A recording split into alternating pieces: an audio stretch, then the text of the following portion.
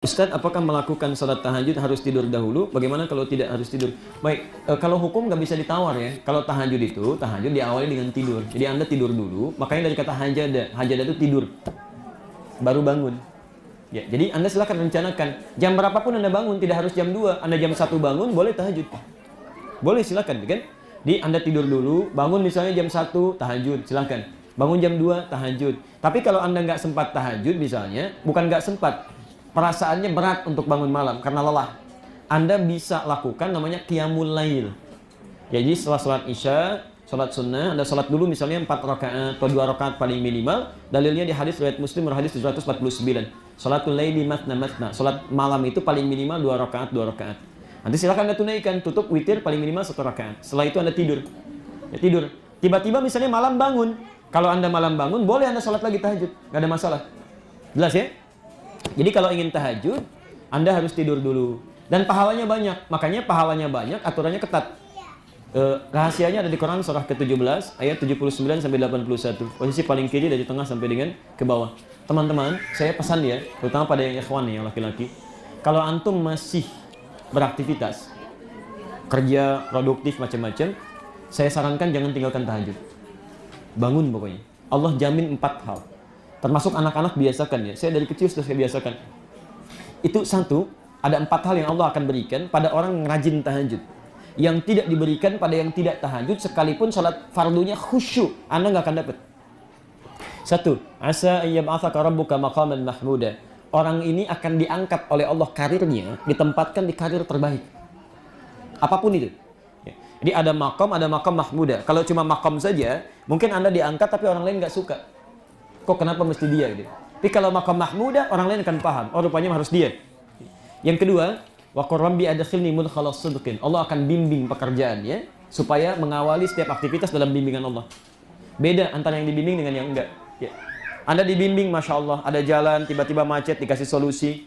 Orang lain bermasalah, Anda bisa lancar-lancar saja. 3, wa akhrijni mukhrajas sidqin. Diberikan solusi terbaik saat punya masalah. Dibimbing oleh Allah. Ada orang pengen naik kedudukan promosi, dia harus keluar uang dulu, caranya nggak bagus. Anda tiba-tiba bisa langsung naik. Itu indah ya. Dan yang keempat, ini yang paling hebat. Waj'alni min ladunka sultanan nasira. Anda akan ditolong langsung oleh Allah jika ada orang yang iseng ingin menyakiti Anda.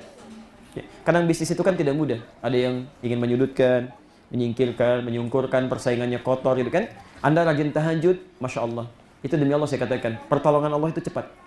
Makanya zaman Nabi, para pebisnis-pebisnis itu nggak pernah ninggalin tahajud. Anda nggak percaya silahkan cek ya. Utsman bin Affan radhiyallahu ta'ala anhu, Abdurrahman bin Auf, Tamim ad-Dari. Itu disebutkan oleh Imam An-Nawawi dalam kitab At-Tibyan. Ada 2 cetakan di Indonesia yang berbahasa Arab. Ada yang warna merah marun, terbitan dari Kutub Islamiyah, halaman 38, posisi paling kanan sebelah atas, paragraf pertama baris 1 sampai 2. Ada yang terbitan Darun Nafais warna kuning. Itu halaman 47, posisi paling kiri sebelah bawah, paragraf ketiga baris 1 sampai 7. Kata Imam An-Nawawi, Utsman itu, Abdurrahman bin Auf, Tamim ad-Dari, sahabat Nabi, dijamin masuk surga, hebatnya luar biasa, aktivitasnya padat, bisnisnya banyak, sampai kaya. Aset Utsman itu sampai sekarang masih ada. Masih ada. Ya, saya terakhir dari Madinah itu, sekarang akan jadi perhotelan. Dan itu dari dulu, setiap ada keuntungan disimpan di bank Saudi, yang hasilnya disedekahkan atas nama sahabat Utsman bin Affan radhiyallahu ta'ala anhu. Rahasianya apa? Setiap malam, kata Imam An-Nawawi, tidak pernah meninggalkan tahajud. Itu bahkan bisa tahajud sampai hatam Quran. Sampai hatam Quran. Itu luar biasa gitu ya. Nah, jadi kalau teman-teman bisa lakukan, rumusnya apa? Rumusnya sebelum dikerjakan, Anda keluarkan dulu. Ini disebut dengan wa'dun. Keluarkan keutamaannya, tulis. Tulis dulu. Kalau kamu nggak tahajud, kamu nggak akan dapetin ini. Ingin bisnisnya sukses? Tahajud. Ingin dekat dengan Allah? Tahajud. Anda tuliskan di samping kanan tembok Anda tidur itu. Begitu miring ke kanan, walaupun nggak ingat tahajud, kemudian Anda melihat, tiba-tiba Anda bisa rencanakan itu. Tempelkan, keluarkan. Itu motivasi disebut dengan wa'dun. Termasuk saat ta'lim misalnya kan. Sedang malas-malas, tuliskan di catatan Anda. Kamu ingin diringankan langkah ke surga? Ayo, semangat, semangat. Kamu ingin ke surga? Semangat. Kamu sudah pasti surganya? Ini ada peluang surga. Tuliskan, begitu lihat, jadi. Jadi tulis dulu, siapkan, pasang alarm 3 kali. Ya. Alarm pertama, mematikan alarm kedua. Alarm kedua, matikan alarm ketiga. Alarm ketiga, siap-siap.